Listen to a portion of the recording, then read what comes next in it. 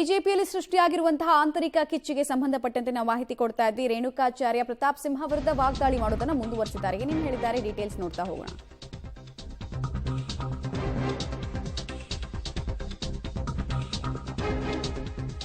Paper ಸಿಂಹ ನಮ್ಮ ಬಗ್ಗೆ ಮಾತಾಡಿದ್ದಾರೆ. ಜನ ನಮ್ಮನ್ನ ತಿಪ್ಪೆಗೆ ಎಸೆದಿಲ್ಲ, ಯಾವುದೋ ಕಾರಣಗಳಿಂದ ನಾವು ಸೋತಿದ್ದೀವಿ. 23ರ ಚುನಾವಣೆ ಸೋಲಿಗೆ ಸಂಬಂಧಪಟ್ಟಂತೆ ಅವ್ರು ಹೇಳ್ತಾ ಇದ್ದಾರೆ.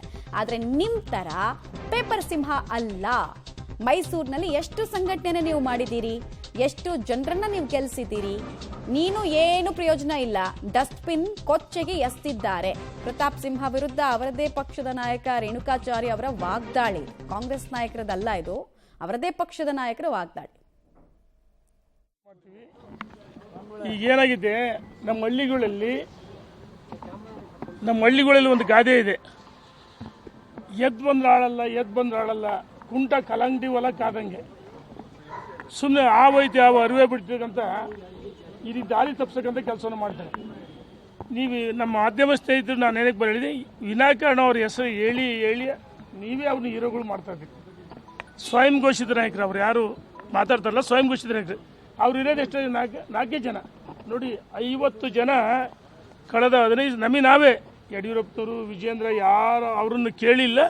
ಇವತ್ತು ನಮಗೆ ಸಮಯ ಕೊಡಬೇಕು. ನಾವೆಲ್ಲ ಹಿರಿಯರು ಸೇರಿ ಮೊನ್ನೆ ಕಳೆದ 15 ದಿವಸದಿಂದ ಏನೇನೋ ರಾಜಕೀಯ ವಿದ್ಯಮಾನಗಳು ನಾವು ಹೋದಾಗ ಕಾರ್ಯಕರ್ತರು ಮುಖಂಡರು ಭಾವನೆಗಳು ಹೇಳಿದ್ರು. ಆ ಭಾವನೆಗಳನ್ನು ವ್ಯಕ್ತಪಡಿಸೋದಕ್ಕೆ ನಾವು ಬರ್ತೀವಿ ಅಂತ ಹೇಳಿದ್ವಿ, ಉಪಹಾರ ಮಾಡಿದ್ವಿ. ನಾವು ಹೇಳಿದ್ನಲ್ಲ, ಕುಂಟ ಕಲಂಗಡಿ ಹೊಲ ಕಾದಂಗೆ ಅಷ್ಟೇ. ಅವರು ಎದ್ದು ಆಳಲ್ಲ ಅಂತ ಹೇಳ್ತಾರೆ. ಎಲ್ಲಿದೆ ಶಕ್ತಿನಿಲ್ಲ ಅವರಿಗೆ, ಎಲ್ಲಿದೆ ಶಕ್ತಿ? ಇರೋ 4 ಜನ ನೋಡಿ. ನಮ್ಮ ರಾಜ್ಯದ ಅಧ್ಯಕ್ಷರು ಮತ್ತು ಯಡಿಯೂರಪ್ಪರು ವಿನಂತಿ ಮಾಡಿದ್ವಿ, ನಮಗೆ ಮತ್ತೊಮ್ಮೆ ಸಮಯ ಕೊಡ್ತೀವಿ ಅಂತ ಹೇಳಿದರೆ, ನಾವು ನಾಳೆ 10ನೇ ತಾರೀಕು ಸಂಜೆ 5 ಗಂಟೆಗೆ ದಾವಣಗೆರೆಯಲ್ಲಿ ಸೇರ್ತೀವಿ. ಎಲ್ಲರೂ ಬರ್ತಾರೆ ಸಂಜೆ 5-6 ಗಂಟೆ ದಾವಣಗೆರೆಗೆ. 11ನೇ ತಾರೀಕು ನಾವೆಲ್ಲ ಸುಮಾರು 60ಕ್ಕೂ ಹೆಚ್ಚು ಜನ ಮಾಜಿ ಶಾಸಕರು ಮತ್ತು ಇನ್ನು ವಿಧಾನ ಪರಿಷತ್ ಮಾಜಿಗಳು ಆಹ್ವಾನ ಮಾಡ್ತೀವಿ. ಸುಮಾರು 60ಕ್ಕೂ ಹೆಚ್ಚು ಜನ ನಾವು ದಾವಣಗೆರೆಯಲ್ಲಿ ಸೇರ್ತಾ ಇದ್ದೀವಿ. ಅಂದು ನಿರ್ಣಯ ಮಾಡ್ತೀವಿ, ಉಚ್ಚಾಟನೆ ಮಾಡಿದರೆ ಮುಂದೆ ಏನು ಮಾಡಬೇಕು, ಎಲ್ಲವೂ ಸರಿಯಾಗುತ್ತಂತ ರಾಜ್ಯದ ಅಧ್ಯಕ್ಷ ಯಡಿಯೂರಪ್ಪನವ್ರು ಹೇಳಿದರೆ 10ನೇ ತಾರೀಕು ಆದ ನಂತರ ಡೆಲ್ಲಿಗೆ ಹೋಗ್ಬೇಕು, ಏನಾಗಬೇಕು ಎಲ್ಲವೂ ಚರ್ಚೆ ಮಾಡ್ತೀವಿ. ಅಲ್ಲ, ಒಂದೊಂದು ವಿಷಯ. ಈಗ ನಿನ್ನೆ ನನ್ನ ಬಗ್ಗೆ ಪೇಪರ್ ಸಿಂಹ ಒಂದು ಹೇಳಿಕೆಯನ್ನು ಕೊಟ್ಟಿದ್ದಾರೆ. ಸೋತವರು, ತಿರಸ್ಕಾರ ಆದವರು, ತಿಪ್ಪೆಗೆಸಿದ್ದಾರೆ, ತಿಪ್ಪೆ ಸಾರ್ ಬಗ್ಗೆ ಮಾತಾಡಿದ್ದಾರೆ. ಆಯ್ತಪ್ಪ, ಪೇಪರ್ ಸಿಂಹ,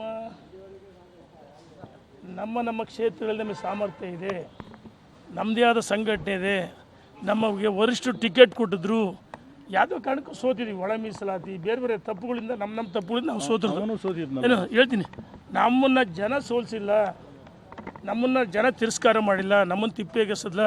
ನಾವು ಇವತ್ತು ರಾಜಕೀಯವಾಗಿ ಸಕ್ರಿಯವಾಗಿದ್ದೀವಿ. ನಾವು ಸೋತರು ಅಂದ ತಕ್ಷಣ ರಾಜಕೀಯ ಮುಗಿದೋಗಿದ್ದ? ನಮಗೆಲ್ಲ ಸಾಮರ್ಥ್ಯ ಇದೆ.